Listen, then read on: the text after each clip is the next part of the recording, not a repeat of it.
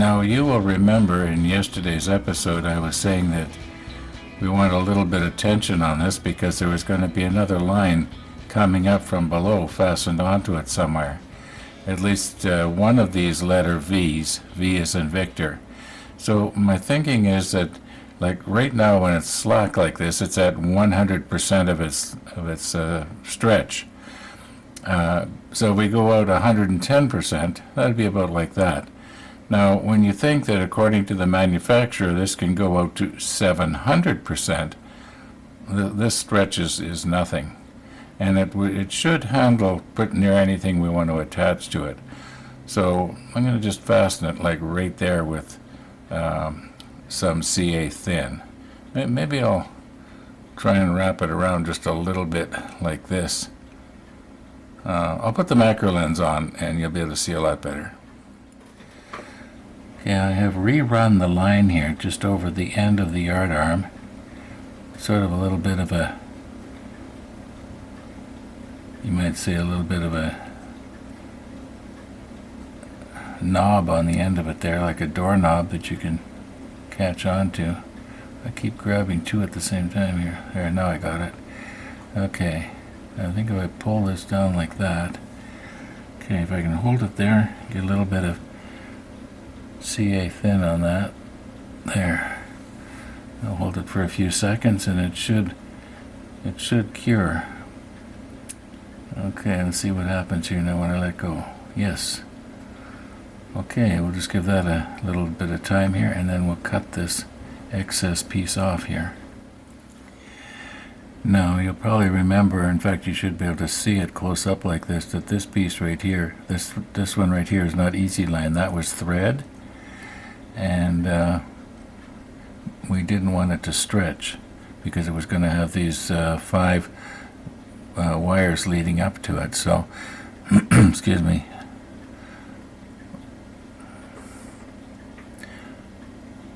Let's grab hold of this here, stretch it out. Now, can I get my,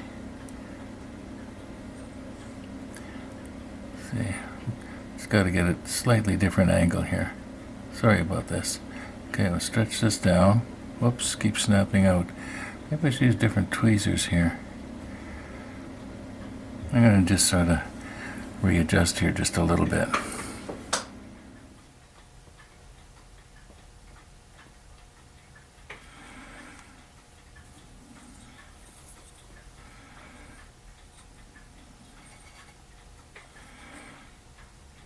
Now, don't cut the wrong one. Did we get it? No.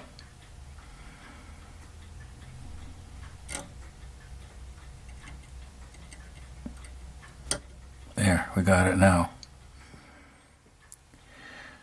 I'm pretty sure we have enough tension on this. It should easily hold up another line similar to this one here that's going straight up. Now, the one that goes on the other side is just a mirror image to this. I'm going to do it exactly the same way. So I'll just swing the ship around and do it off camera. You've already seen this one being done. If you want to see the other one being done, just watch this one again. Okay, it's on. It might be a little tighter than the one we put on the other side.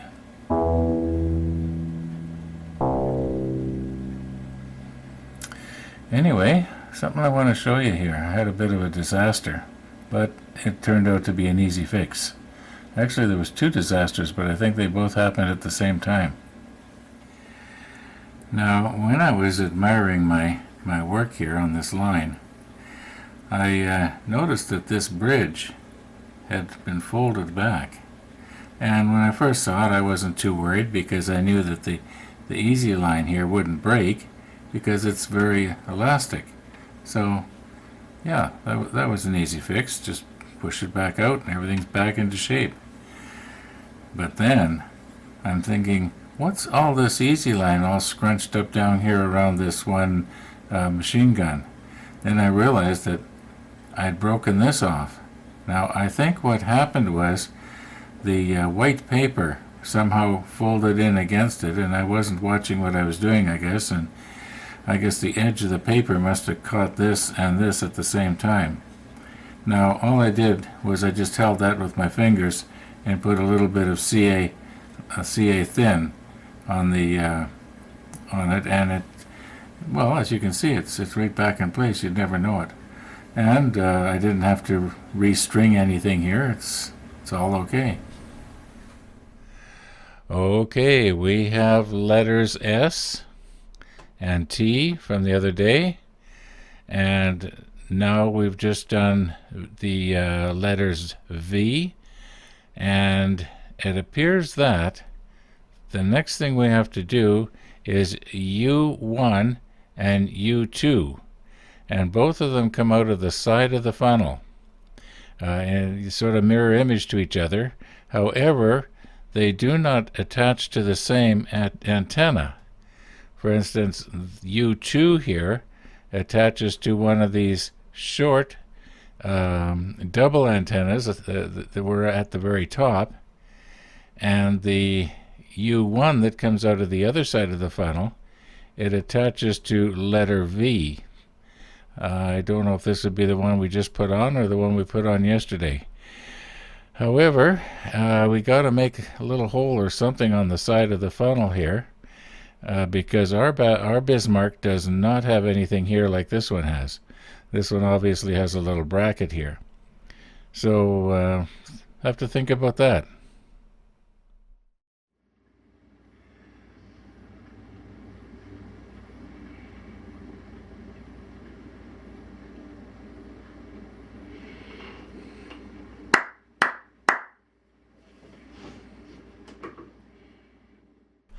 I think I've mentioned this before, but I'll mention it again just in case somebody missed it.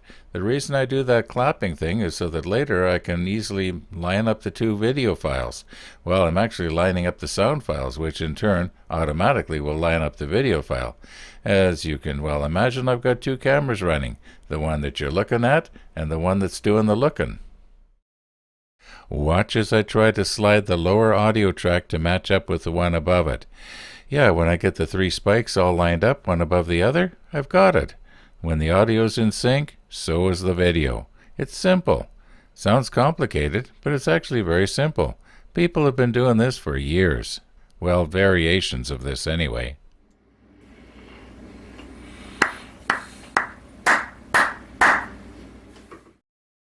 Now, don't be watching the video of me. Keep your eyes on the audio tracks down below, especially the bottom one.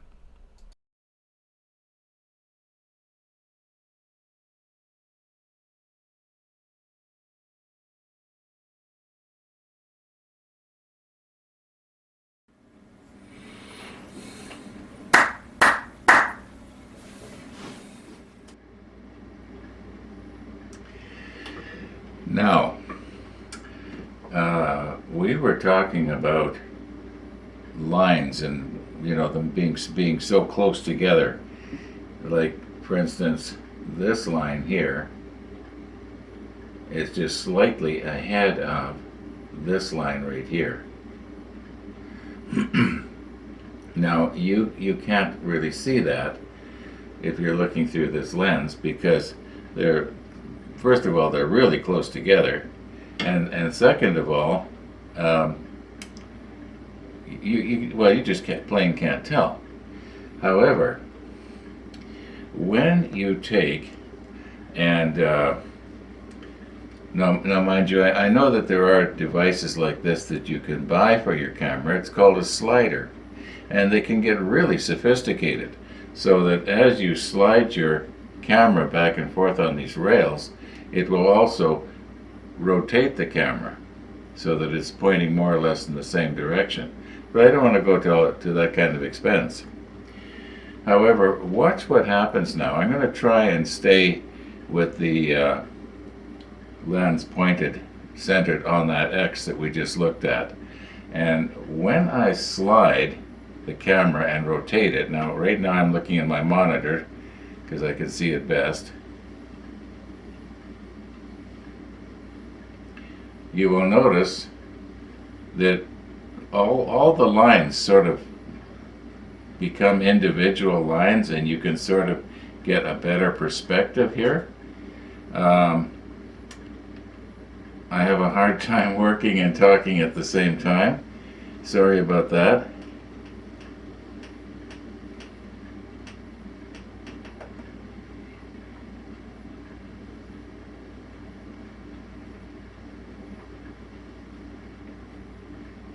Okay, that's about as far as I can go with this, the way I've got it set up here. But I've got another idea, and that is this. Let me just move this back here.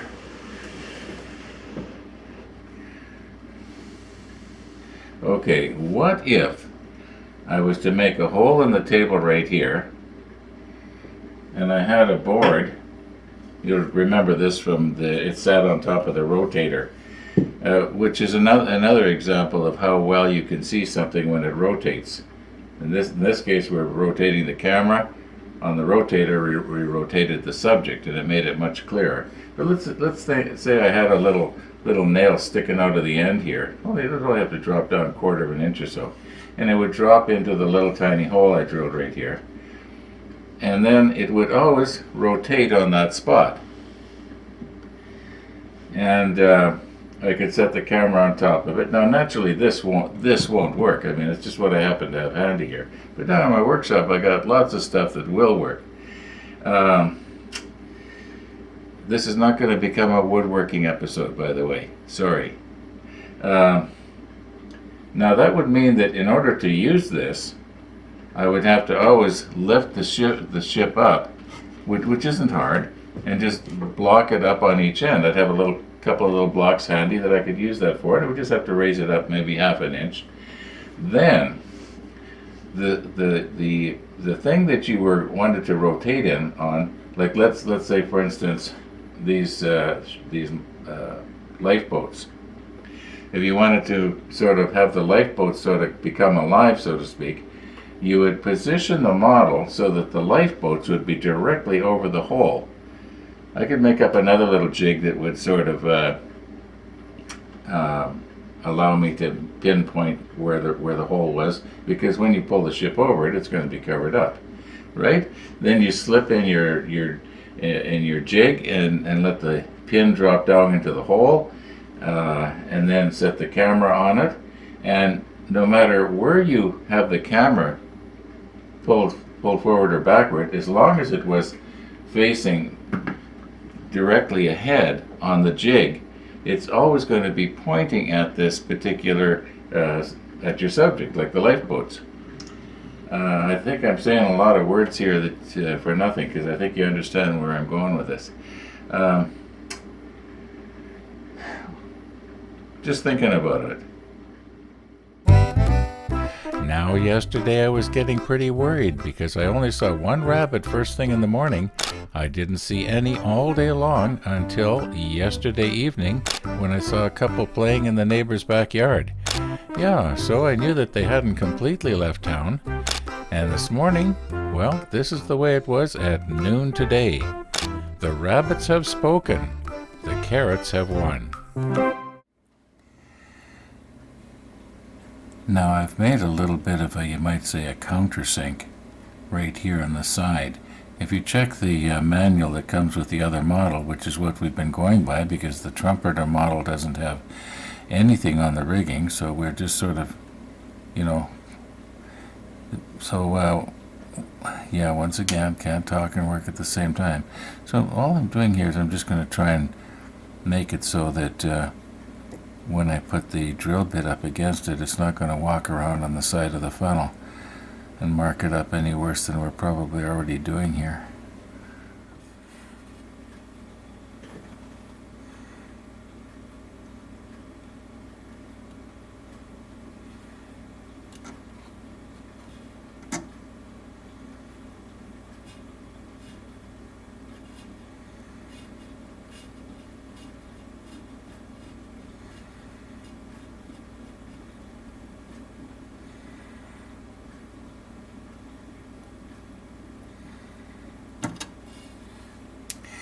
This is going to take all day.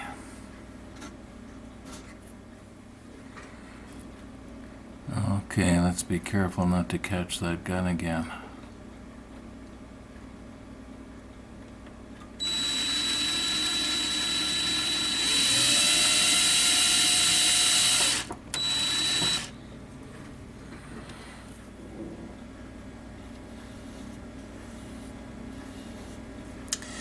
Maybe I should try and straighten this gun. I don't know if I did that just now or if I did it quite a while ago, but the barrel is sort of looking a little bit to the left. I hope I'm not going to regret this.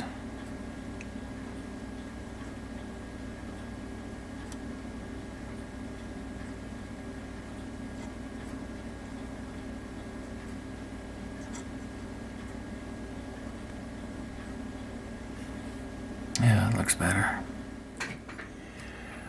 Okay, if I'm reading our instructions correctly here, U1, which is this one right here, it goes up to and attaches about midpoint on this letter V that we put on here. Okay, I've got enough scrap that'll reach that high. Now on the other side of the funnel, well, we'll worry about with that when we get to it. Let's just see what we can do here. First, I got to try and get it poked in that hole, but that shouldn't be too hard. I think the easy line is considerably smaller than that little hole we drilled. Now I realize that I keep swinging the camera around and changing your perspective. One time you're looking from the left and the next time you're looking from the right.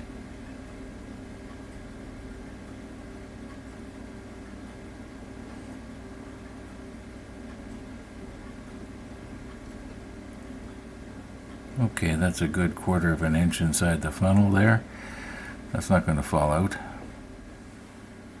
Now before I touch the CA glue to the hole on the side of the funnel, I think it might be better off if I could just get the easy line sort of in the direction it wants to go.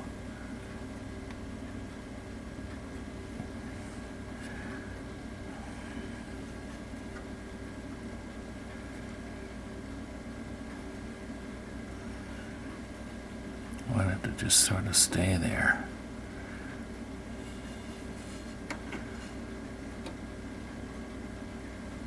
Oh. Well, I guess maybe I should have had it this way to start with. Okay, I'll put it back in the hole.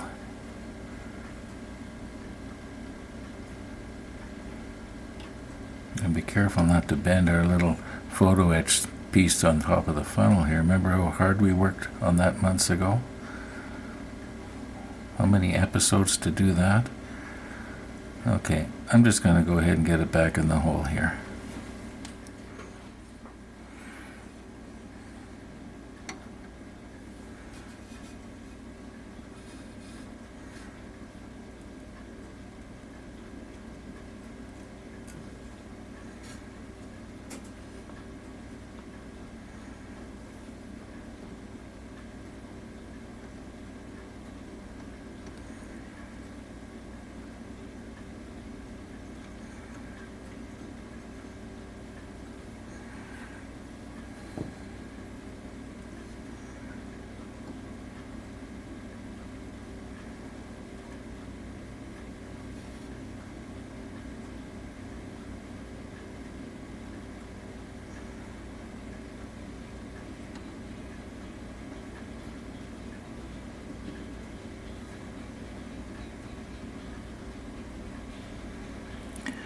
Okay, I think we put a little bit of CA thin right there on the hole. Okay, this is our CA medium. Just touch it on there.